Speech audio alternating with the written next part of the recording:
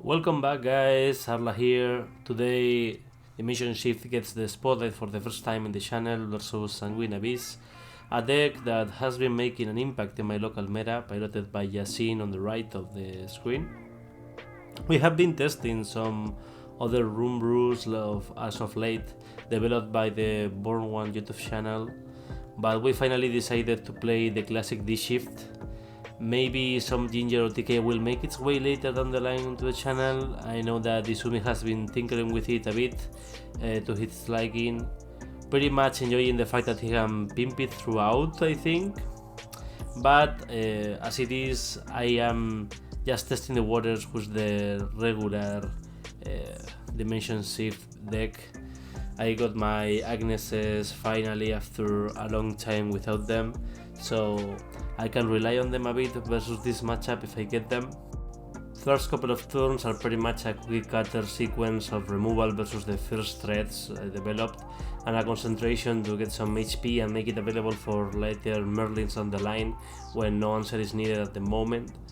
Demonium here is a great addition to the Sanguine archetype. He's a very versatile body, removing big threats by the virtue of Bane, getting some HP back, and also being an activator as much as you need it to be.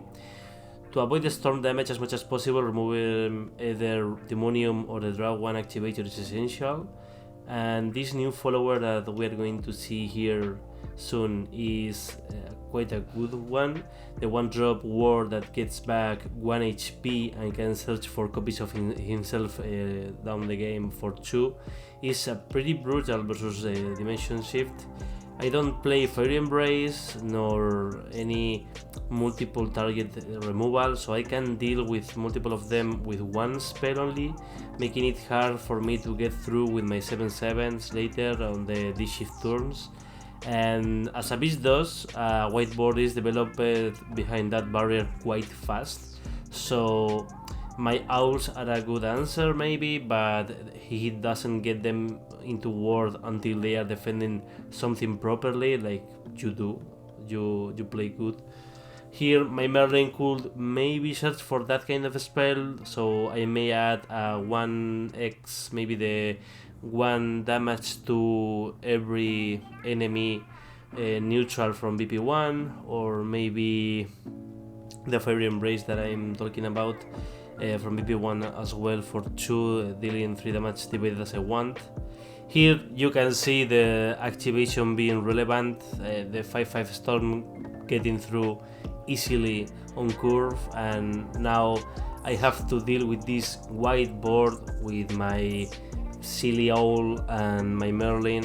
The owl can get the ward, so this was very good for me, just not wasting any spells on the small bodies and being able to keep cycling my cards to fuel my cemetery to get the shift online as soon as possible.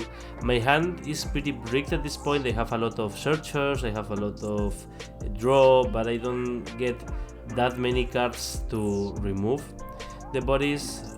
Luckily a Witch Bolt was in my hand on the start of the game, so I can keep cycling with the Evo Merlin that survived also. Just the positive, I think, of Abyss not dealing that much with my board when developing his to pressure my life total. My owl keeps cycling my cards, getting a big yard by now and dealing some damage to chip away the skeleton.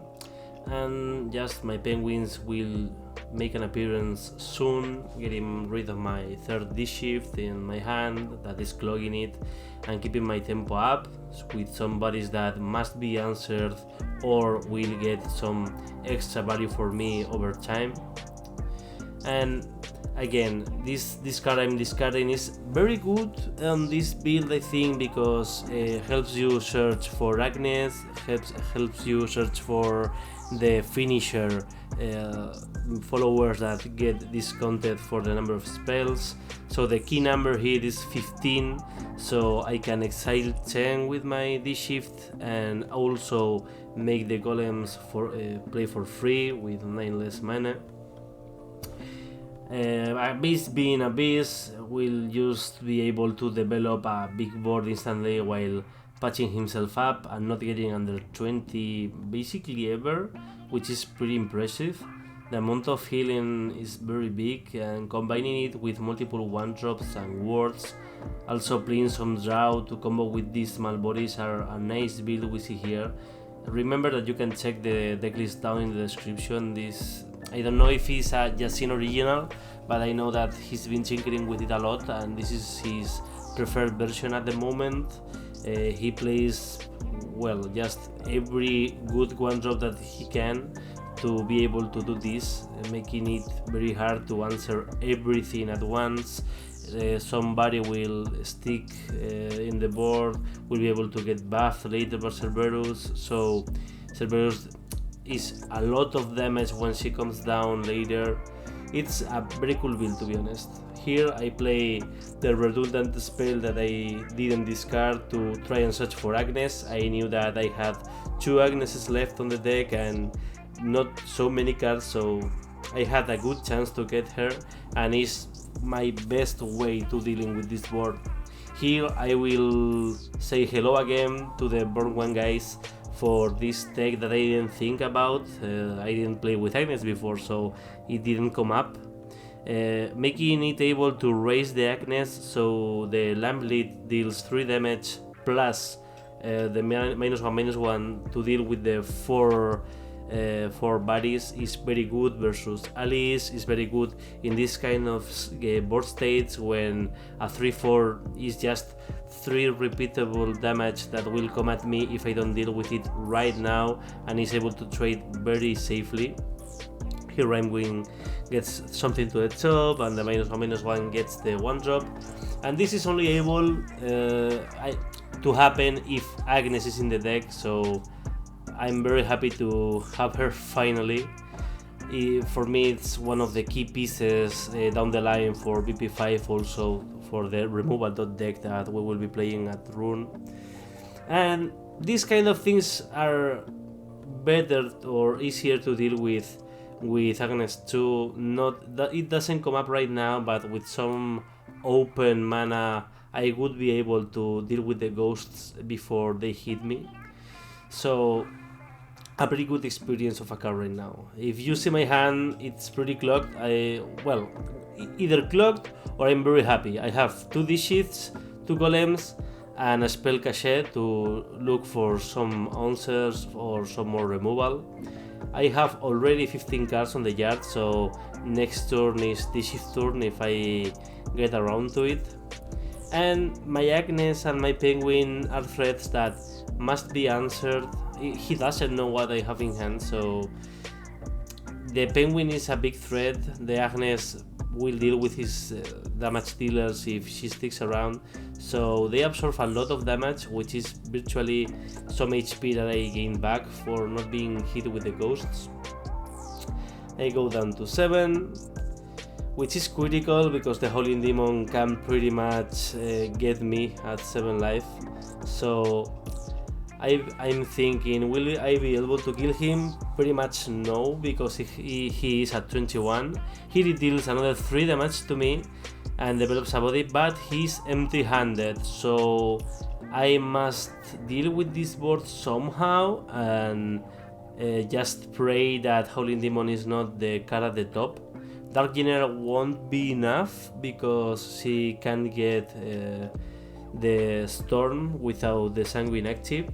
So here, as I said, just get an extra turn and get 7 mana used, exiling, choosing what I'm getting banished for this effect. Just it was faster to just check what cards I want to keep at this point to be able to record them or play them after with maybe a Merlin. So these 5 cards get here, I get to count, and 10 are banished. And I get an extra turn, this shit gets into the cemetery, and extra turn begins, and I get a Penguin. So here I'm thinking about how many spells I have, how many spells am I able to get into my cemetery so I can do another Dshift maybe, but they are pretty hard to get. I'm thinking that I can do another Dshift probably.